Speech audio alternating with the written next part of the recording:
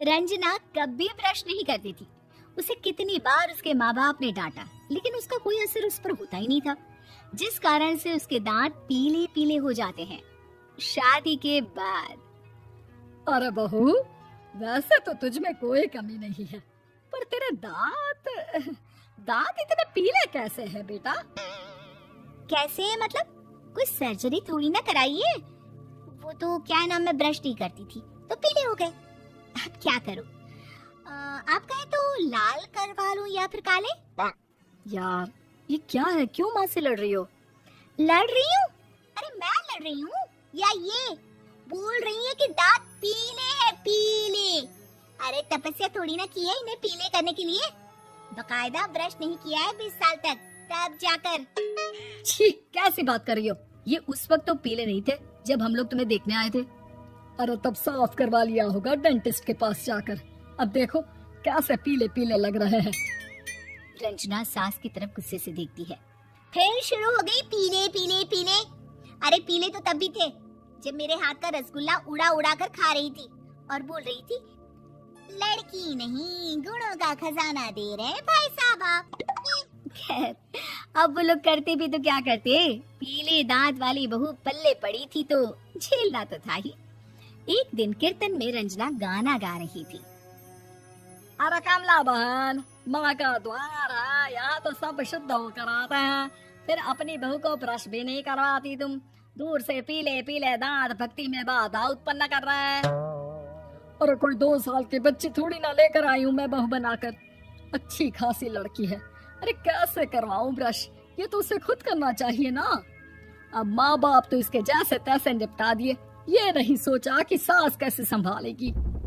सास बहू को लेकर घर आ जाती है, लेकिन सोच लेती है कि अब इसे लेकर कहीं नहीं जाएगी। अगले रोज बहू कहती है, अरे क्या हो गया, मंदिर नहीं जाना क्या? कीर्तन का वक्त हो रहा है। मेरी मधुर वाणी से कान्हा जी जागते हैं और सोते हैं। आप तो जानती है ना उनकी भक्ति में कितना मन लगता है मेरा। वो क्या है ना, तबीयत ठीक नहीं लग रही है मेरी, आराम करूंगी मैं। तबीयत ठीक नहीं लग रही? अभी तो मिथुन के गाने पर नाच रही थी आप, और अब बोल रही है कि तबीयत ठीक नहीं लग रही। अरे भक्ति में मन लगा लो सासू माँ, ऊपर जाना है, क्या मुंह दिखाओगी आप? हाँ? सास को बहू की बात पर गुस्सा आ जाता है। मैं क्या मुंह दिखाऊंगी, इसकी चिंता तो ना कर, समझी? अपने मुंह की चिंता कर, जो ये पीले पीले दांत लेकर हर जगह पहुंच जाती है। पता है लोग कितना मजाक बनाते हैं। ना जी ना, मैं नहीं जाना कहीं तेरे साथ। तो ये बात है, कोई ना, मत जाओ, मैं अपने कमरे में ही बैठकर भक्ति कर लूंगी। ऊपर वाला दांत थोड़ी ना देखता है, मन देखता है, भावना देखता है।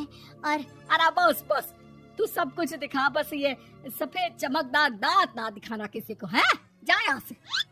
बहू को सास की बात का कोई फर्क नहीं पड़ता, वो तो जैसी थी वैसी ही रह जाती है।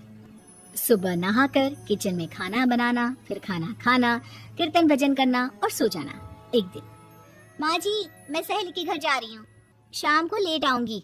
हाँ हाँ तो जाना, मैंने कौन सा तेरी आरती करनी है घर पर बैठकर। रंजना सहेली के घर जाती है, जहाँ वो पार्टी में जाने की तैयारी कर रही होती है। अरे शिखा, कहाँ जाने की तैयारी कर रही है? मैं गलत वक्त पर आ गई क्या?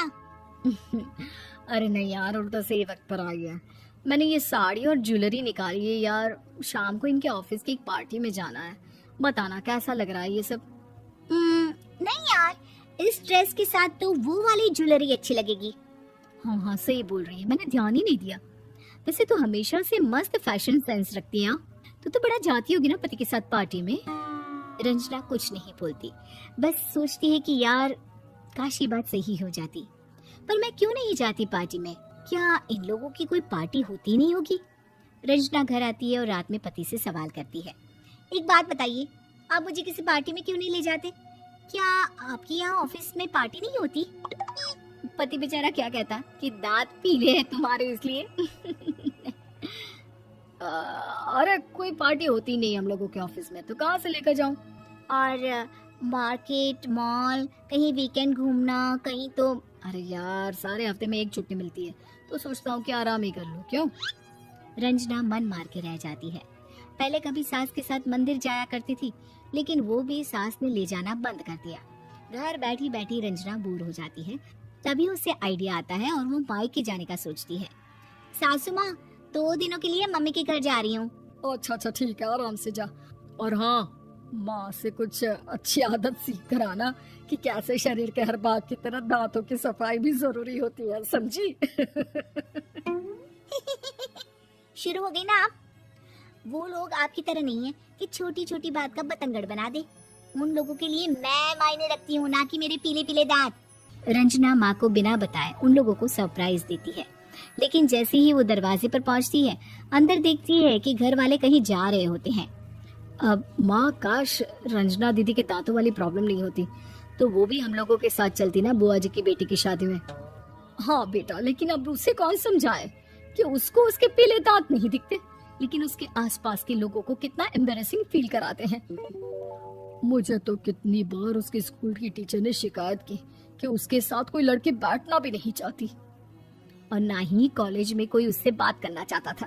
लेकिन पता नहीं क्यों उसे ये बात समझ में ही नहीं आती। कोई कमी नहीं है उस लड़की में, बस यही कि दांत पीले हैं। वो तो भला हो जीजा जी और उनकी माँ का, जो दीदी को जैसी है वैसे ही रखा हुआ है। रंजना को अपने घर वालों की बात सुनकर बहुत दुख होता है। वो सोचती है कि वो क्या करे, लेकिन फिर वो सीधा डेंटिस्ट के पास जाती है, अपने दांत चमकाती है और कसम खाती है कि वो रोज ब्रश करेगी। और क्या हो गया, तुम तो 2 दिनों के लिए गई थी ना, पर कोई ना, अच्छा है, चलो आ गई तो। रंजना सास के सामने आकर खड़ी हो जाती है और पूरी स्माइल करती है, उसके चमकदार दांतों को दिखाती हुई। हाँ? चले मंदिर। माँ मुझे माफ कर दीजिए, मैंने आप लोगों को बहुत एम्बैरेसिंग फील करवाया। मैं आज से रोज ब्रश करूंगी।